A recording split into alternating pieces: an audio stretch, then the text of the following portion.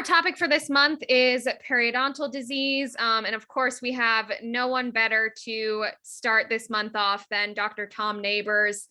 He has spent over 40 years researching and developing a clearer understanding between a medical grade definition of periodontal infections and how these infections are directly related to chronic systemic diseases. He has many firsts in his career, as well as numerous scientific awards and honors. He is nationally recognized authority on the use of DNA PCR as a critical component in both oral and general health. And he is most recently the Chief Oral Systemic Officer at Direct Diagnostic Labs. Again, thank you so much for being here. With that, I will hand it over to you, and we will do Q&A at the end. So feel free to add any questions in the chat or the Q&A box. Well, thank you so much for that kind introduction, and it's an honor for me to be with you this evening. Thanks each one of you for taking time out of your evening to listen to this particular topic, a topic that I am very, very interested in, have been from a very long time. Our topic is called Keystone Pathogens of the Human Mouth. That's interesting because that came from a recent textbook that I recently purchased, and it's called The Microorganisms of the Human Mouth. I'm going to reference that a little bit as we move into our presentation, but I changed that around to discuss the keystone pathogens of the mouth because that's really what we need to be looking at relative to diagnosing and treating periodontal disease. And then the added component to that is the systemic inflammatory pathways and comorbidities that they cause. Of course, we're all concerned about the concept of systemic inflammation and all of the sources that cause systemic inflammatory pathways. So with that as an introduction, let's move right on into our presentation. Again, thank you so much for being here, and I look forward to your comments and your questions throughout the presentation. I'll skip this other than to say, yes, today I am the chief of the oral systemic division of Direct Diagnostics. So here is an outline that we will follow very briefly. The two roads of periodontal infections. Number one, the first road is lost in 1936. Second road is causation and inflammation. So point number two is around keystone pathogens and understanding the inflammatory reactions that they cause. Number three is the oral systemic connection, and the question is it real? And then number four, bringing it all together under the concept of collaboration cures. So I asked myself a question a number of months ago, and that is, if 80% of the American population has some form of infection in their mouth that we would cause some form of periodontal disease, why is that true? So I began to do a little research on that, and I came across this particular article written in 2013 called from Nature Genetics, and from the Australian Center for Ancient DNA. And what they did is they looked at 34 ancient skulls. And if you look at this one here, you'll notice that the teeth of this deceased individual from thousands of years ago actually look very, very good. And you don't see caries and you don't see periodontal disease. So why is that true? Well, the conclusions from their study were that hunter-gatherers had really good teeth because of the things that they ate. And yet what we see in huge amounts of gum disease and cavities occurring throughout the next thousands of years. And the conclusions there were we're still waging and often losing our war against oral disease. And why is that true? Because when the farming populations began to arrive, then there was a massive change in the foods that they ate. And it's true today. So our diets changed, shifting from meat and vegetables and nuts to carbohydrates and sugar. And as a result of that, so too did the composition of the bacteria in our mouths. And this is interesting, also made by these particular researchers by saying, we brush our teeth and we floss and we think we've got good oral hygiene, but we're completely missing and failing to deal with the underlying problem. And this was written in 2013. It says 10 years from now, we're going to find out that the microbiome is a key part of what you get monitored for and treated for. Well, my journey actually started in 2001 around this particular topic in my own practice, realizing we needed to look at the differences between those individuals that were healthy, those individuals that had disease, and even those that had disease. We've discovered that there was a major difference in the pathogenic quality of their disease. So let's look at what the Human Microbiome Project is telling us about the human microbiome. Now we know that all of these 10 areas of our body, from the outside to the inside, has been mapped relative to the types of microorganisms that we are living with.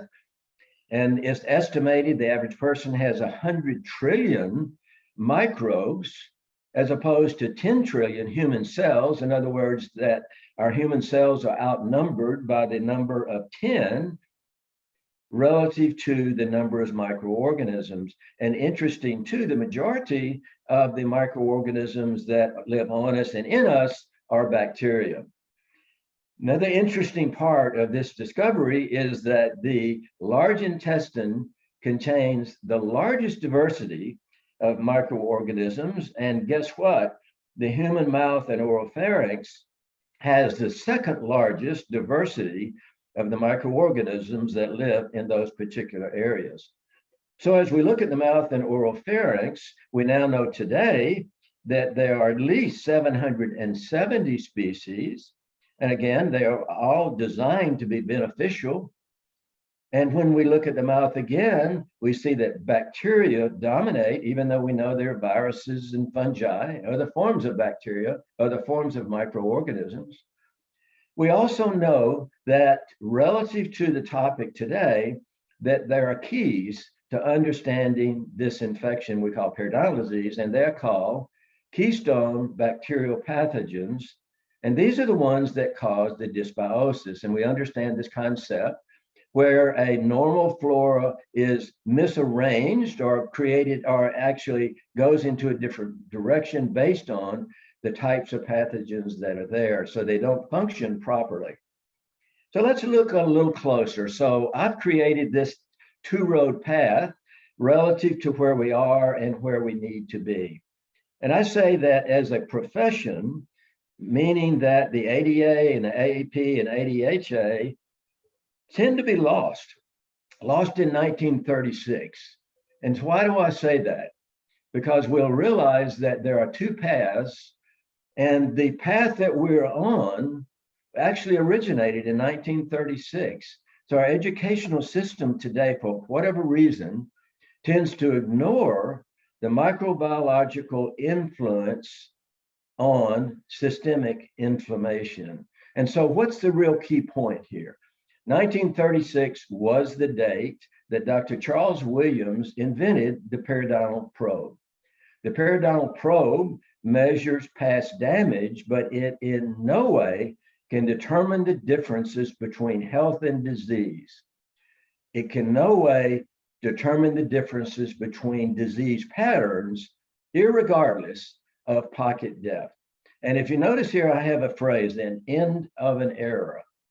And it's certainly true. I'm not saying we should throw away all our probes, but we should make sure that the probe is not our most sophisticated biological or diagnostic tool that we use in measuring these types of inflammatory infections. There are many errors that we have had in dentistry per se, and many of us have lived through them. We could name them as an example. One would be dental amalgam. When I started practice, that was the main focus of restoring teeth, or gold crowns. We didn't have the aesthetic capability that we have today. And we could go through many areas of era ending, either dental materials or the technology that we use. So I'm suggesting that the literature today says the periodontal probe as a diagnostic instrument is over. And we'll discuss that. So where did these phrases come from that are still used today? Well, they came from 1936. We can't cure periodontal disease. Once a perio patient, always a perio patient.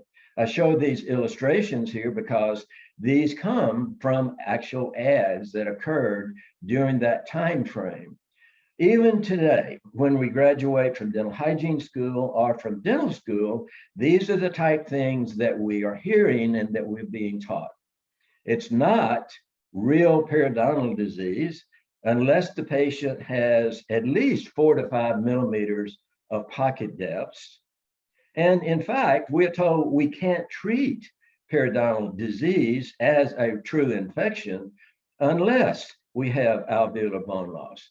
And oftentimes we're trapped not only by the periodontal probe in 1936, but we tend to be trapped by dental insurance companies that say, show us x-rays of alveolar bone loss. And then we may or may not actually pay you for doing these types of services. Again, this era of these types of statements has ended based at the scientific level. We just need to realize that there's another road.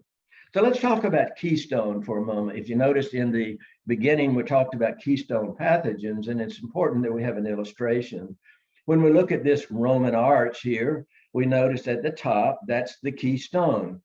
What does the keystone do? It locks the other pieces in place, and it's a stone on which the associated stones depend for support. So as an example, when we look at periodontal disease, the way that we diagnose it today, we look at bleeding on probing, we look at pocket depths. These are part of the stones in the arch and part of the things that we should be doing: attachment loss, staging, grading, history. All of these are important parts, components relative to a good periodontal exam. The one thing that is missing and has been missing until we were able to develop clinical laboratories is this, the keystone. What is the keystone around all of the other stones? See, the keystone here is the pathogenic microorganisms that actually cause the disease. And thus we connect the keystone pathogens to all of the associated stones that are depending on the keystone pathogens for support. So let's look for a minute relative to the literature. This is a study from Microbiome in 2021. So why are keystone pathogens so important in the management of chronic periodontitis?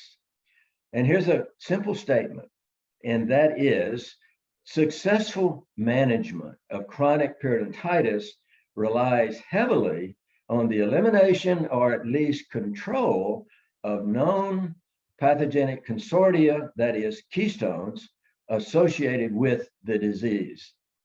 So that changes our thinking relative to our goals of periodontal treatment and periodontal diagnosis.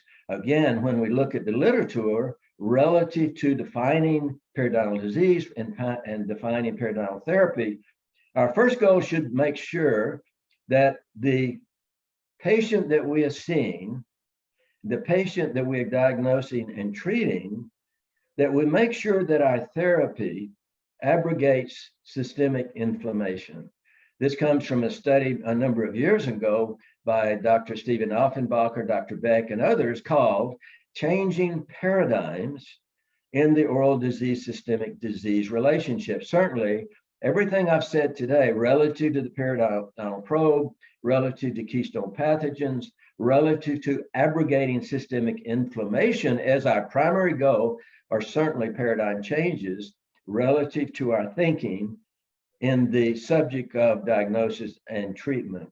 And thus, it is important for us that we recognize the importance of keystone pathogens and that we recognize our ability today to test for these. Another, let's say, paradigm shift in this thinking is that when we are only using a probe and we're really basically measuring pocket depths and bleeding, we find that these individuals have different keystone mechanisms are actually keystone pathogenic complexes. They're not all the same, nor are they same based on concentration, nor are they same based on inflammatory pathways. So it's important that we have at least a beginning grasp that testing for pathogens is an important part of abrogating systemic inflammation. When we look at this study, which was a controlled trial, looking at periodontal therapy and relative to good responders and poor responders, the authors of this study came to the conclusion that we must promote a shift from predominantly pathogenic microbiota to a host compatible one. What are they really saying? And this is what we are saying too, another huge paradigm shift, and that is we must heal these infections. The only way that we can really do that is to know what drives alveolar bone loss, the systemic mechanisms that are associated with that, because those are the same chronic systemic inflammatory mechanisms that are connected with the systemic inflammatory diseases that we are attempting to collaborate with. And thus, another reason that we have to be testing for keystone pathogens. The conclusion of that particular trial that I made reference to said that we need to achieve clinical and microbiologic stability. Those of us who have been in dentistry, who have treated periodontal disease, particularly dental hygienists who primarily have accepted that responsibility, observe. They know what clinical stability looks like. And we also need to recognize, we need to understand what microbiologic stability looks like. So why did they say that in this particular trial? Because they concluded after 16 months of treating these patients that roughly 35% of those patients failed relative to reducing the rate of disease. In other words, the disease progressed or came back. And the concluding statements were that all of our failure relative to our treatment was due to microbiologic instability. Again, another reason for us to test. They concluded finally by saying, regardless of your chosen treatment model, and we do have many other treatment models out there, that all therapy options will have to be validated by these parameters. I may make a statement there in that oftentimes we are somewhat misled by manufacturers by saying that this product or this procedure will always achieve well. I would just say to you that that is not necessarily true. After having reviewed over 40,000 case samples of every form of periodontal therapy, that we do have good technology, we do have good medications, but they don't always work exactly the same way for every patient. So it's important that we be able to test before and after. So again, let's look at the literature relative to what we're doing. We've had multiple studies around this as we are looking at what we're doing and comparing that to what we could be doing and should be doing. And this basically is saying what all of us have observed, and that our traditional model of probing depths, attachment levels, furcation, mobility, occlusal abnormalities, habit patterns, staging and grading, and so forth, are inaccurate. In other words, we need a better approach. Jürgen Slotz, Dr. Slotz, spent 40 years studying this particular topic. And what he said is, what happens by using this traditional model? We end up undertreating serious disease, we end up overtreating not so serious disease, or we end up not treating at all. And none of those are acceptable relative to what our end goals should be. And that is making sure the mouth is not a source of systemic inflammation. And another particular article called The Immunopathogenesis of Periodontal Disease that talks about treatment planning. Again, it references what we are doing relative to what we should be doing. In other words, treatment planning should be based on the etiology and pathogenesis of the disease, not the periodontal probe.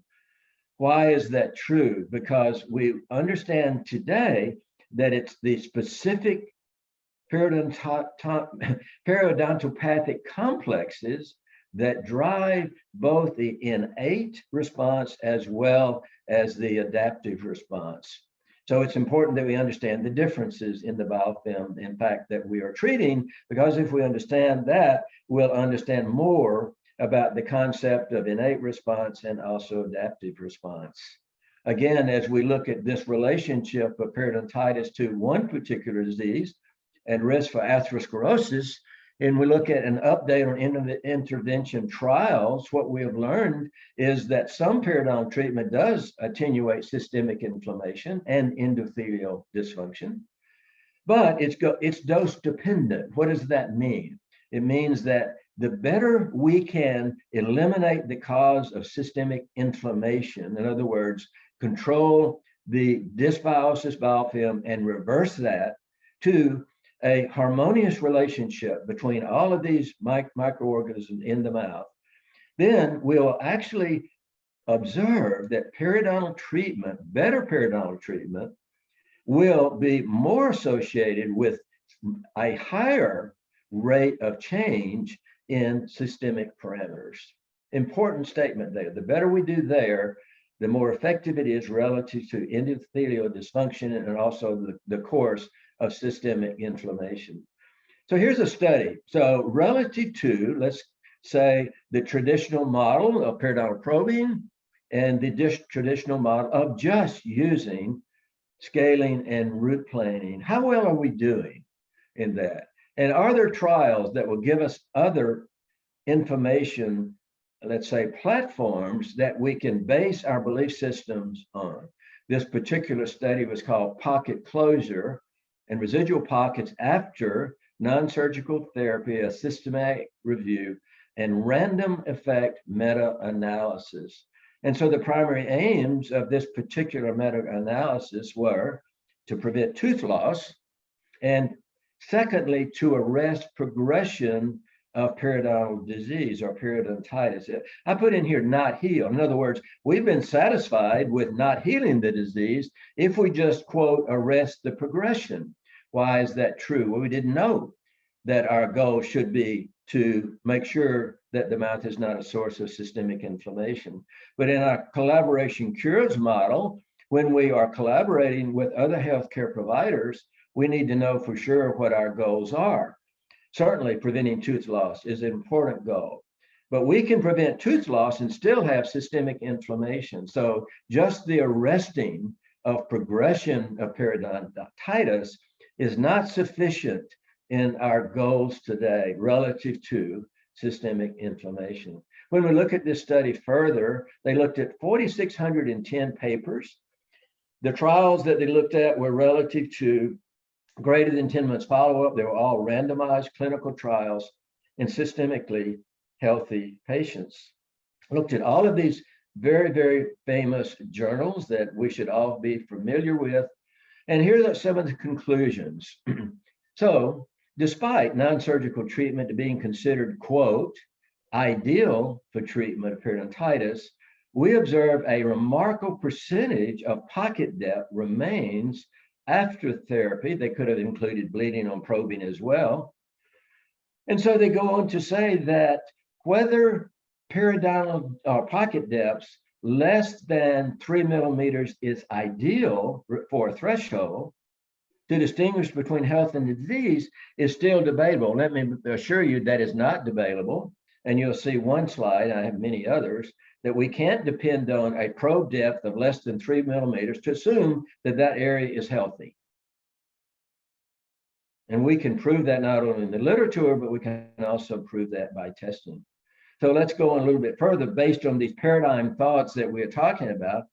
And it concludes by saying, if pocket depths greater than or after non-surgical treatment, in other words, we haven't cured the infection, is considerably unsatisfactory treatment outcomes, making non-surgical treatment alone unable to achieve treatment goals.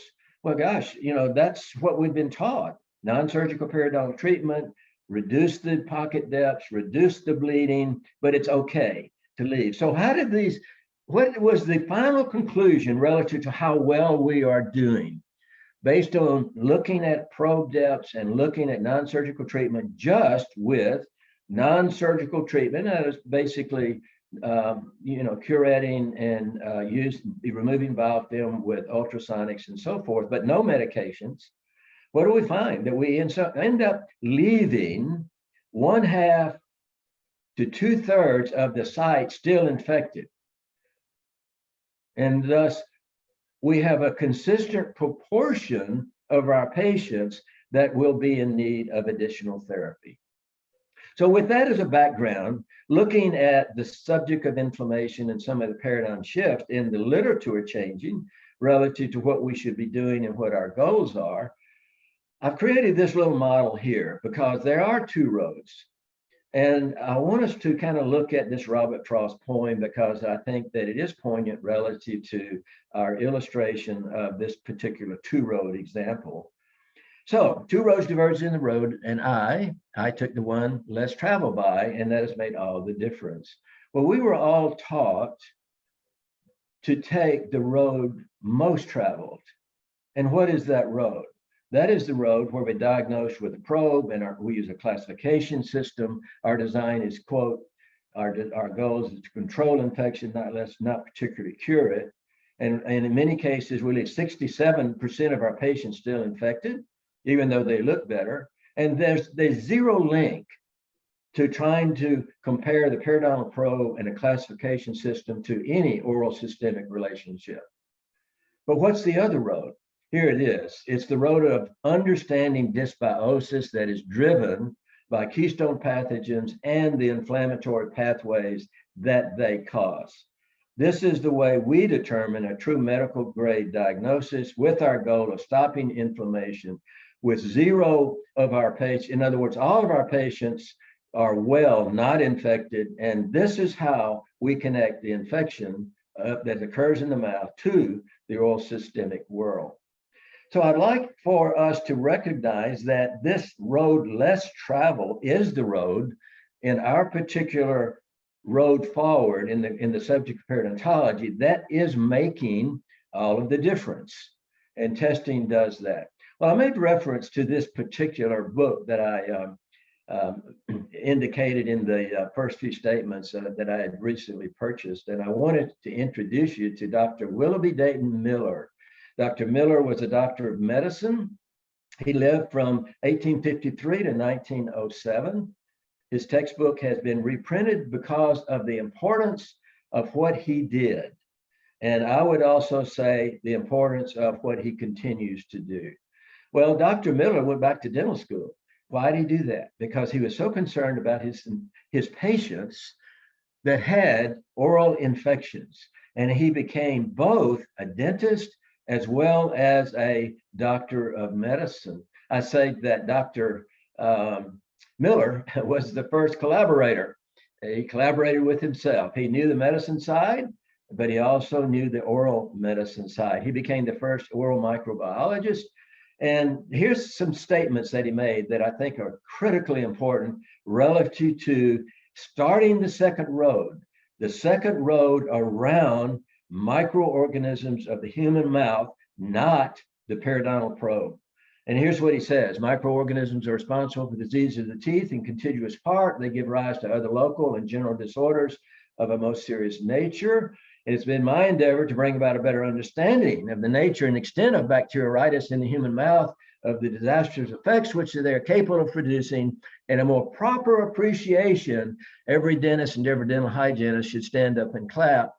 Appreciation of the importance of dental surgery and dental hygiene as a branch of general medicine. That history is very important. It almost happened. The ADA and AMA almost joined in the early 1900s. That's a different story as to why it did not happen, but it's very interesting. And here's the final thought. In my opinion, it is utterly impossible for anyone, what's he saying, any clinician, whether you be a dentist, a hygienist, or a doctor of medicine, or a nurse practitioner, or a DO, whatever, it's impossible for us to obtain a proper understanding of the action of microorganisms in the mouth without a knowledge of at least the elementary principles lying at the foundation of the science of bacteriology. We'd call that microbiology today. And I'm quite sure today that Dr. Miller would say the action of specific microorganisms in the mouth relative to the subject of systemic inflammation. And that's where we are today. This is the second road. It's very interesting to note too, this textbook was written in 1889. And Dr. Miller started this second road long before the periodontal probe was actually invented. So here's what I want to say sort of in conclusion of the two roads. First of all, we need to bridge them together. We don't need to throw away everything that we are doing. I'm not saying that at all. But periodontal probing is periodontology's past. Periodontology's future is testing, because that connects us to the subject of systemic inflammation. Yes, there's a purpose for probing, to understand the history, to understand how deep we need to go, to understand recovery. I get that, but it doesn't bring us to this particular subject and the most important subject of inflammation. And so I compare periodontology's past to the automobile that you see. Automobile was very early. And I compare testing in the subject of inflammation to a Tesla. That's what testing is compared to the periodontal probe. And let's bridge these relationships. Let's use the good that we know, and then also let's add the better that we are learning. So testing, how do we bridge it? We need to understand how testing defines causation of inflammation, a little bit of microbiology and immunology and autoimmunity, but more importantly, what are our targets for therapy? So a couple of statements here that we want to make relative to the whole subject of inflammation, meaning from Latin to set on fire. And when we're talking about our particular subject, even though there are many reasons for inflammation, we're talking about invading pathogens or opportunistic microbes. And that's our subject relative to periodontal disease. Acute inflammation is, of course, the good, and it's designed to promote healing, lasting a few days or weeks, designed for protection. But in the case of invading microbes, and that's what these keystone pathogens are, our immune system might not be sufficient to kill or control the microorganisms that are infecting the human. So that then leads us into the bad, and that's the subject of chronic inflammation. As we look at that and the subject, we see that chronic inflammation is always out of proportion to the threat, is directed against inappropriate targets. It can last for years. And the result is that there's more damage to the body than the causative agents. We've observed that in periodontal disease, haven't we? And that is, we've learned that it's not so much the microorganisms that cause the damage, but it's the microorganisms when they stay there that create this systemic inflammatory burden that causes the alveolar bone loss, that causes the endothelial dysfunction, that causes these inflammatory mechanisms that are rampant when we have a source like this with millions of microorganisms from the mouth entering the bloodstream, whereby they can create systemic inflammation, thus causing damage to other organs as well. From a biological standpoint of view, chronic inflammation ends up with a progressive shift in the types of cell, and that chronic inflammation from any source can lead to a host of other diseases. And here's an important thing for us to remember, and that different microbes in the mouth create different inflammatory patterns. Relative to the components of inflammation, there are three. There's the clinical phenotype or the display. There's the biological phenotype, and we could define that based on the inflammatory mediators, cytokines, MMPs, and so forth. And then there's the genetic phenotype as well. All of these we can define, but let's really focus on where we are today. Today we're focused, and I always have been focused, on the display. In other words, the clinical phenotype. And if I showed these, all of these are patients of either mine or my son's practice relative to defining infection. If we looked at these and looked at the x-rays, we would all disagree as to whether these are infected or not. It would only take one result report using saliva to confirm to us which of these infections are true infections, creating systemic inflammatory pathways, creating systemic inflammation that is detrimental to the host, and it would guide our therapy regardless of pocket depth.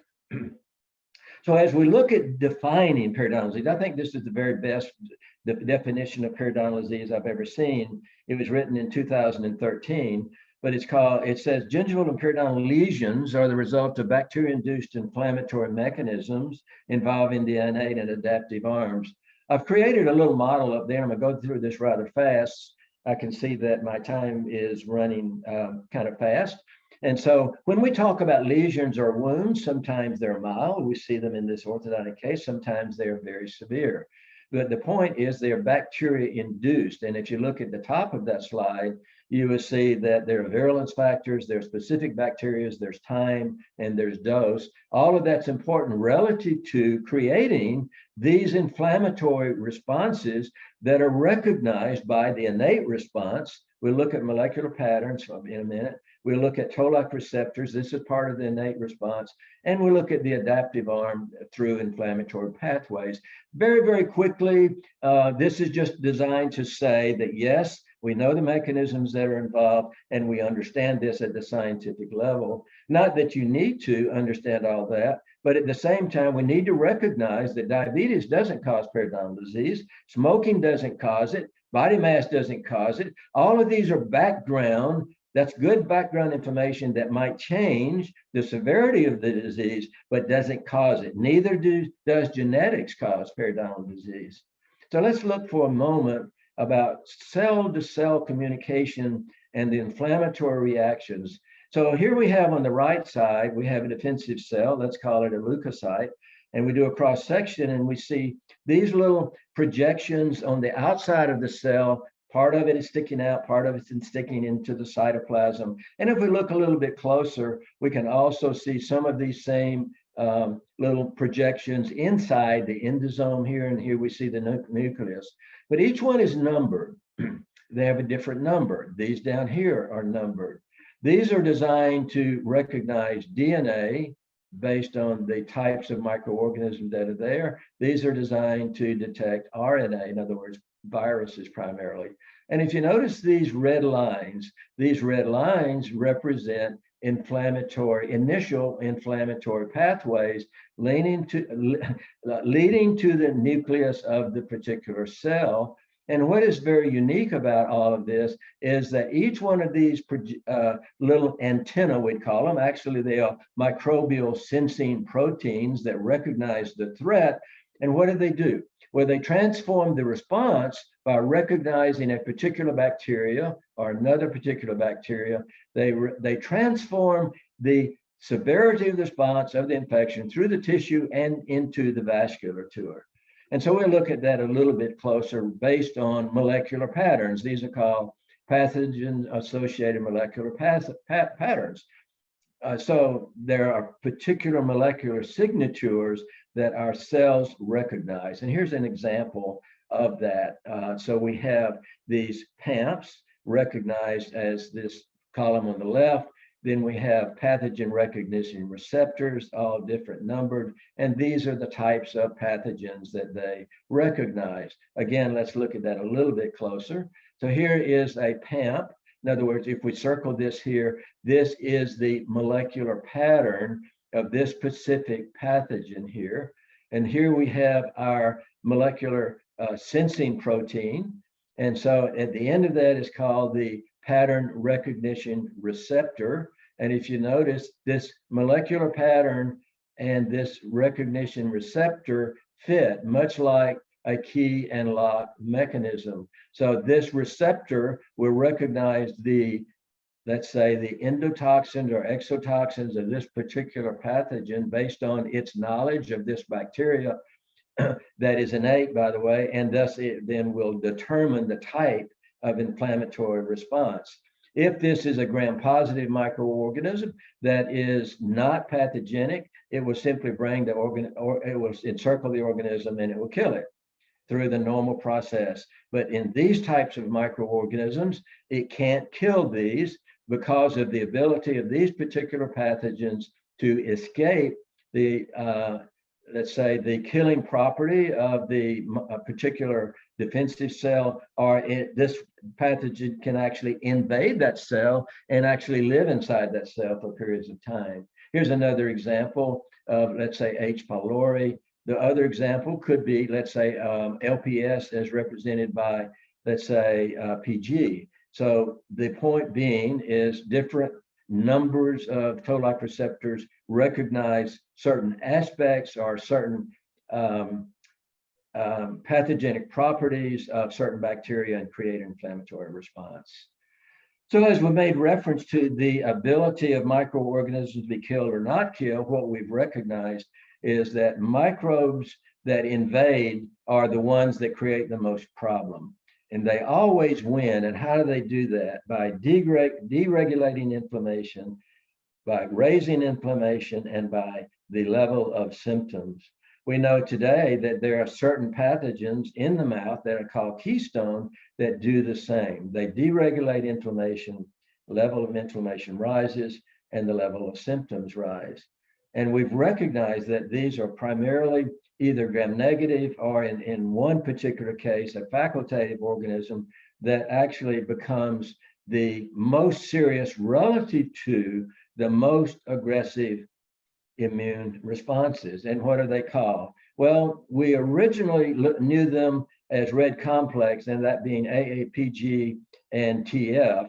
We've grouped these together by calling all four of these red complex, AAPG, TF, and TD, and they are the major keystone pathogens. All of us should recognize these four as the most important relative to creating an innate response that can't be stopped, that can't be killed, unless we control these particular microorganisms. Again, as we look at the literature historically, this is 2016, red complex as a whole should be considered as targets in the prevention and treatment of periodontitis.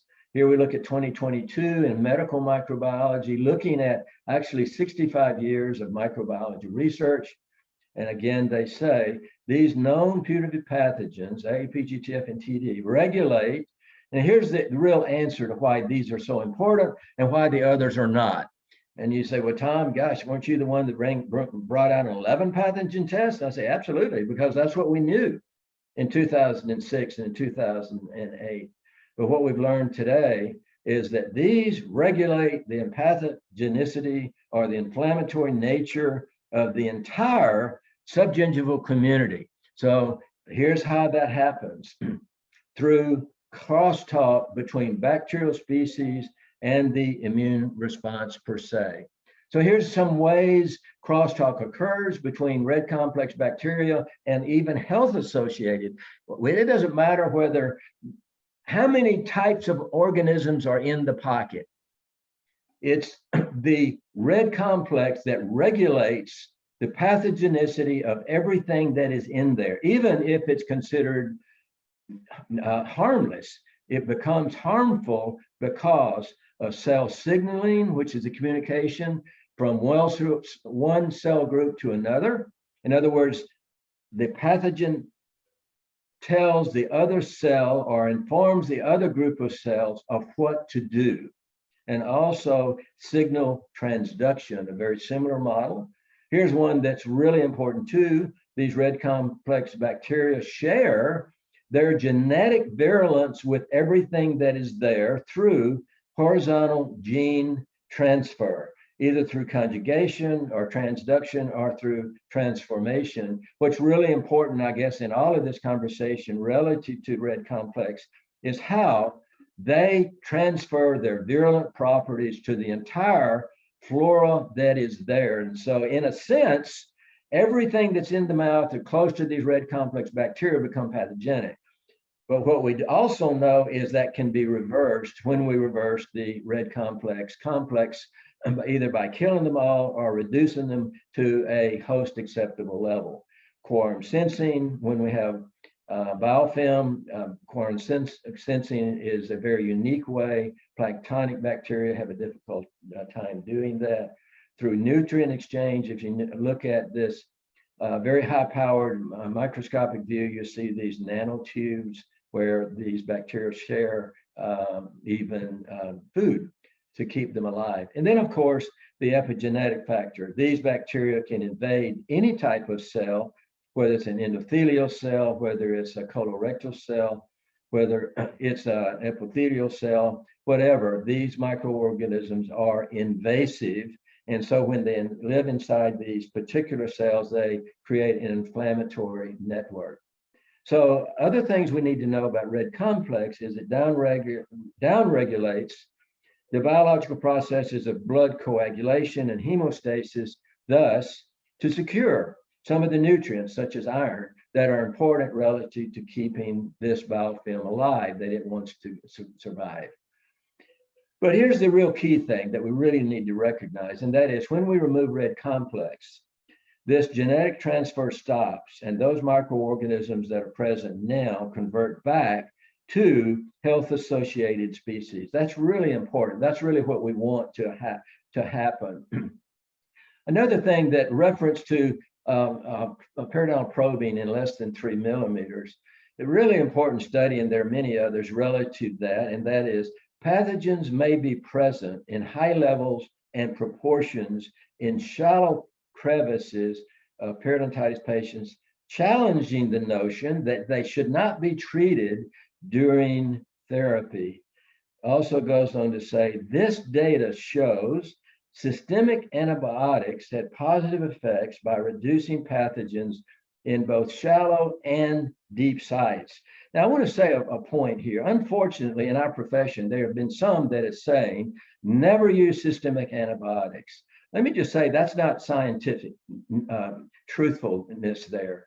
Those are individuals that are trying to sell products. It is true, using inappropriate antibiotics that don't target the specific pathogens or trying to use antibiotics alone does not work. But when you use an appropriate therapy based on planktonic microorganisms, research clearly shows not only does the systemic antibiotic remove the pathogens in the deep pockets, it does it in shallow pockets as well. And more importantly, it reaches the systemic world. There's nothing else that we can do that can reach the systemic world like systemic antibiotics. Now, having said that, I'm not saying that every patient should have systemic antibiotics. If you can treat them without systemic antibiotics and you have a before and after test that shows you've removed the harmful red complex bacteria, then that's great. But please do not believe that you should never use systemic antibiotics. As I'm saying, that is not scientifically accurate. So let's look at the gold standard for what we should be doing. And that is we should be using microbiological analysis and antimicrobial therapy. That's not me saying that. The literature has been saying that since 2002 for the past 20 years. And yet we see practitioners traditionally have chosen treatment based on personal bias. I'd also say based on manufacturers, also based on our educational system. Our educational system did not give us this type of information. So using microbiologic studies that have been verified by rigorous clinical trials is the reason that we use microbiological analysis. Now, I'm going to go through this rather quickly because I realize that my time is getting short. I do want to leave a few minutes for questions. But if you don't, this is so important. I hope that you take a picture of this. This is from Nature Reviews Immunology, February 2021. And it's important relative to local and systemic mechanisms that link periodontal disease and inflammatory comorbidities. And I apologize for not being able to go through all of this, but I think it's important that we recognize that the review aims to substantiate that the mouth-body link is not simply a consequence of common risk factors. That's very important. And I think that we need to recognize, unfortunately, our ADA and RDHA and the AAP are looking at periodontal disease and the periodontal or oral systemic relationship as common risk factors. Literature clearly says it is not a consequence of common risk factors, but it's in fact driven by multiple microorganism-induced inflammatory or immunological mechanisms that converge to increase the susceptibility of patients with periodontitis to non-communicable chronic inflammatory diseases. And so I'm going to go through this. Sorry, I apologize time-wise. So how do these bacteria get to the rest of the body? Through the blood, through the oral digestive, through oral pharyngeal, to reach extraoral sites. And as a result of that, the inflammatory nature of the entire body changes. And thus, we have to understand that we understand most of the mechanisms now around periodontal comorbidities as a modifiable risk factor for life-threatening disorders, built all around this subject of inflammation. Now, this is important, but I'm sorry, I don't have a lot of time to spend on that. Please pull that article. But it's very true that successful treatment of periodontal disease can reduce the risk or incidence of epidemiologically associated disease. But the literature is lacking. Why? Because we rarely treat periodontal disease successfully. In these clinical trials, what are they doing? They're using scaling and root planing to compare systemic inflammatory markers and other mechanisms around an unsuccessful periodontal treatment model. We have known this for years, so we need further improvement in our treatment. So testing is not just about learning the cause of systemic inflammation and the cause of alveolar bone loss, but it's important that we recognize that we need to treat periodontal disease on a personalized basis, and we have ways to do that. Again, look at what they say here at the bottom. Targeted therapies against specific periodontal therapies, such as P. gingivalis and Fusobacterium nucleatum, are there key virulence factors? See, that's what we have been recommending now, those of us who have been following this research now for a long time. So why? Because it's beyond the power of mechanical therapy alone to eradicate these pathogens. So as we look at this a little bit further, what we realize is that the physical removal using curettes and ultrasonics and so forth without appropriate medications, whether they be local, systemic, whether they be trays or whether they be lasers, whatever your choice, in many cases is only a brief reduction in the colonizing organisms and the total bacterial mass. And thus these can be restored in 3 or 2 to 7 days. In conclusion, from another study published in late 2021, scaling and root planing fails to eliminate the tested pathogens. So what are we trying to do today? Well, we're trying to link periodontal disease. Again, you'll have to look at this little illustration a little bit closer as we look at the types of diseases and the source of periodontal disease connecting. And we've tried to, in the literature, connect the clinical signs of periodontal disease to breaching the blood-brain barrier through bacteremia, through oral digestive. But it's not clinical signs, it's testing that links all of this. It's these bacteria that links that, not the clinical presentation. So let's use what we are doing relative to periodontal probe for getting information, but let's test, because this creates truly the world of difference in understanding the subject of inflammation. Let's stop seeing patients like this every 6 months. Let's be able to, here's an example, just very quickly, and I look at my time here. Very quickly, how we can target infections. This patient had been treated 3 previous times unsuccessfully, 2 times in a general practice, 1 time in a periodontist office, and it was determined they could not heal this. They would have to remove this tissue and do a graft. So all we're going to target, and if you'll notice, this is an 11 pathogen test, but we're not worried about all the rest of them, the orange or the green at all. Why? This is our target right here, AA. That's our primary target. We're going to target TF and TD secondarily. But here's the patient literally 2 weeks later. Look at how targeting those pathogens in very minimal non-surgical treatment, no grafting, no surgery, and look what happens to the entire microflora, not just the red complex, but look what happens to the orange. By targeting the red, we control the orange as well. The pathogen burden is almost eliminated when we eliminate the red. Here she is 1 year later, 3 years later, 4 years later, and here's her first and second report. And all she had basically was prophies for the first year, every 3 months. Then she was moved to every 6 months. She doesn't need to be seeing a dentist or a periodontist every 3 months. Diabetic patients, one of my patients, I can't show you the entire case, but we need to be looking at this patient as a potential heart attack or a potential stroke. Same thing is true here. Implants, I was asked to confer with that. This was the infection. This patient's already had a heart attack. We need to co-manage these patients. And sadly, we're just now starting to test. And what we are learning here over the past year is that it really has been a real revolution and evolution in those that want to start testing. Many people now and many offices are testing. So here's an older test that I started with out of Germany, and look how we are able to eliminate these red complex bacteria. It reduces risk. We can tie this into CIMT. We can tie this into systemic inflammation. We can tie this. This is one of the this was 2005. One of the very first tests, a patient had been sick for 35 years. We finally recognized she was infected with AA by testing.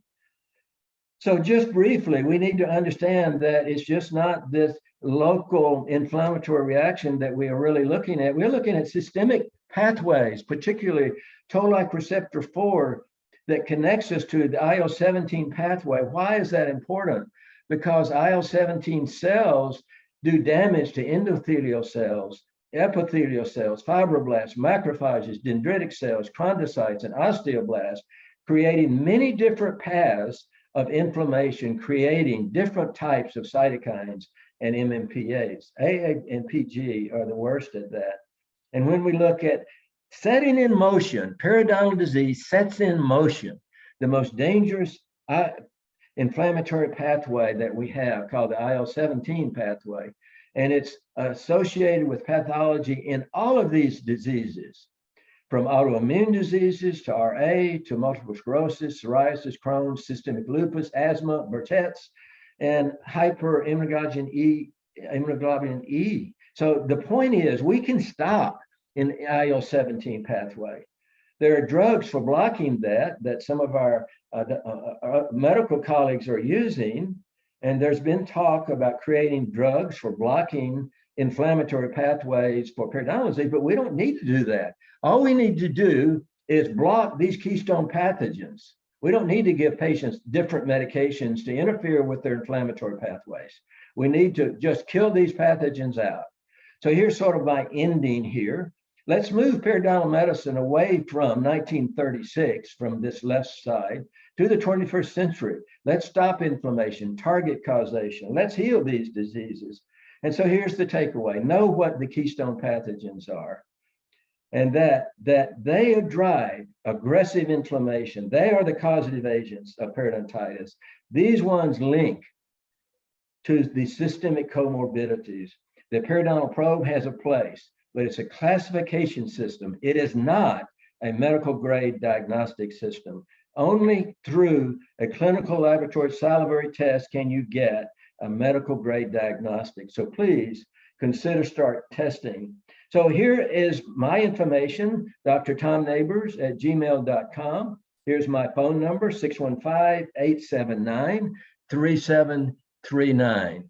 It has been a genuine pleasure for me to be presenting tonight. I wish I could meet all of you. I wish I could see all of you. One of these days, let's meet each other. Please give me a telephone call if I can help you, or email me in any way. So again, thank you very much for attending tonight.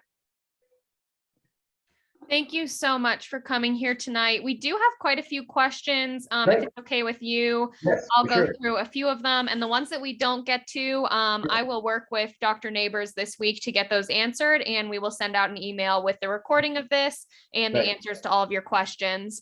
Great. So let's go with this one real quick, is how do we find out how to treat these specific red pathogens without scatter therapy? Very good question. And I will just give our team a very, very big shout out, because along with our laboratory, we recognized that we needed to create a model where we are targeting these microorganisms. And we can actually use practically any model that you are using. All we want you to do is use a first test and a second test. And then at the second test, if you haven't achieved the end result, then we'll guide you through a model that can help you achieve that result. So contact me or contact directdiagnostics.com, and then we'll make sure that we can help you in every way achieve an end result that achieves the goals that we are trying to achieve. And then I'll do one more. What are practices using to test the pockets and the bacteria? Well, of course, salivary diagnostics is the key. We started out using subgingival, in other words, gingival crevicular fluid back in 2001. The studies clearly show that saliva is as accurate and even more so than sub-G at times. But for those that are using subgingival and you want to use a saliva test, all we do is we gather 1 milliliter of saliva in the tube. But if you want to also put some paper points in there from the gingival crevicular fluid, that's fine too. So we can test both ways. We just need a little bit of saliva. So our laboratory, of course, is the most modern one, and we have achieved some, let's say, real breakthroughs in that. There are other laboratories out there that are doing that, but I'd be happy to help you with that if you would like. And what are your thoughts on the PerioTray delivery system, PerioProtect tray delivery system? Yeah, PerioProtect trays are a great delivery system. The problem that we are confronted with is the subject of testing. And what we have learned is that there's no perfect model for treating every patient. We have certainly seen good success with PerioTrays, but we've also seen PerioTrays that did not achieve an end result. A lot of that has to do, of course, with the individual. It has to do with compliance. It has to do with other issues that are facing the patient.